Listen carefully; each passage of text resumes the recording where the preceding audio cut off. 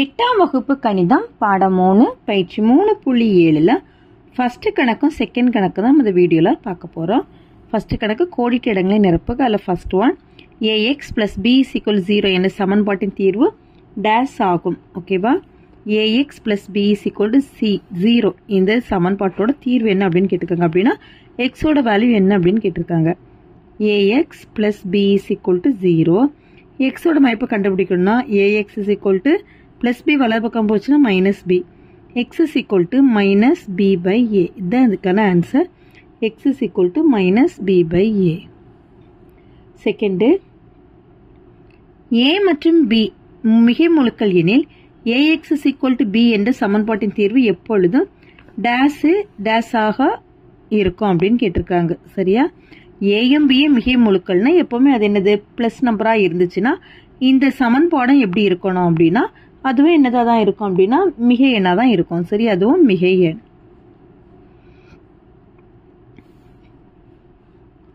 மூணு, ஒரு எண்ணிலிருந்து அதன் 6இல் ஒரு பங்கை கழித்தால் 25 கிடைக்கிறது எனில் அவ்வெண் டேஸ் ஆகும் அப்படின்னு கேட்டிருக்காங்க. ஓர் எண்ணில் இருந்து 6இல் ஒரு பங்கை கழித்தால் எவ்வளவு கிடைக்குமா? 25. சரியா? ஒரு எண்ணை நம்ம எக்ஸ்ன்னு எடுத்துக்கிறோம், ஒரு எண்ணை எக்ஸ்ன்னு எடுத்துக்கிறோம்.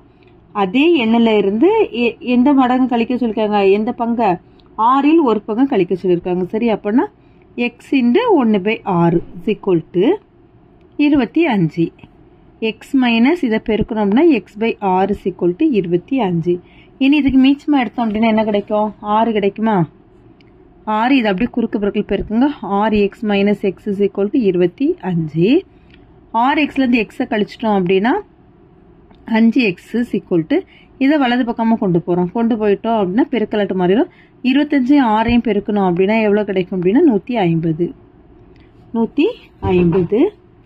x = 150/5. இதனை அடி கொடுத்தோம் அப்படின்னா 4 5 5 3 5 15 0. ஆன்சர் வந்து அப்போ எவ்வளோன்னா x = 30. x = 30. அடுத்தது நாலாவது, ஓர் முக்கோணத்தின் கோணங்கள் 2:3:4 என்ற விகிதத்தில் அமைந்துள்ளன. அம்முக்கோணத்தின் பெரிய கோணத்திற்கும் சிறிய கோணத்திற்கும் வித்தியாசம் டேஸ் ஆகும் அப்படின்னு கேட்டிருக்காங்க. சரியா? முக்கோணத்தின் கோணங்களோட விகிதங்கள் கொடுத்துருக்காங்க. இப்போ பெரிய கோணத்துக்கு சிறிய கோணத்திற்கும் இடையே உள்ள வித்தியாசம் தான் என்ன அப்படின்னு கேட்டிருக்காங்க. என்ன விகிதம் கொடுத்துருக்காங்கன்னா 2:3:4. முக்கோணத்தின் அனைத்து கோணங்களோட கூடுதல் எவ்வளோன்னு தெரியும். எவ்வளவு? 180 டிகிரி. அப்போ இதை நம்ம எப்படி எழுதலாம்னா 2x + 3x + 4x = 180 டிகிரி. இது எல்லாத்தையும் கூட்டணும். ஓகேவா? இது எல்லாத்தையும் கூட்டும்போது 3x = 180 டிகிரி. x = 180 டிகிரி/9. 4 9 9 2 9 18 0. அப்போ எக்ஸோட மதிப்பு எவ்வளோ அப்படின்னா 20 டிகிரி. இப்போ நம்மளுக்கு ஃபர்ஸ்ட் கோணம் என்னது? 2x நம்ம எடுத்துக்கோம். அப்போ 2x = 2 × 20 = 40 டிகிரி. அடுத்தது 3x = 3 × 20 = 60 டிகிரி. அடுத்து 4x = 4 × 20 = 80 டிகிரி. இப்போ என்ன கேட்டிருக்காங்க? பெரிய கோணத்துக்கு சிறிய கோணத்துக்கு இடையே உள்ள வித்தியாசம் தான் கேட்டிருக்காங்க. அப்போ 80லேருந்து 40 கழிச்சோம் அப்படின்னா 40 டிகிரி. இதுக்கு வந்து 40 டிகிரி. அடுத்தது அஞ்சாவது, a + b = 23 என்ற சமன்பாட்டில் a இன் மதிப்பு 14 எனில் b இன் மதிப்பு என்னன்னு கேட்டிருக்காங்க. இந்த சமன்பாட்டில் a மதிப்பு 14 பிரதிட்டோம். 14 + b = 23. b = 23. இது 14 வலது பக்கம் வரும் -14. b யோட மதிப்பு எவ்வளவு? 9. இதை 23 14 கழிச்சிட்டோம் அப்படின்னா 9 கிடைக்குது. அடுத்து சரியா தவறா என கூறுக. ஓர் எண் மற்றும் அதன் 2 மடங்கு இவற்றின் கூடுதல் 48. இதனை y + 2y = 48 எழுதலாம். இது சரியா தவறான்னு கேட்டுக்காங்க. ஓர் எண்ணை நம்ம என்னன்னு எடுத்துக்கலாம்னா ஒய்ன்னு எடுத்துக்கிறோம். அதோட 2 மடங்கு, அப்போ இந்த ஒய்யோட 2 மடங்கும் 2y = 48. ஓகே, அப்போ இதனுடைய ஆன்சர் என்னன்னா சரி.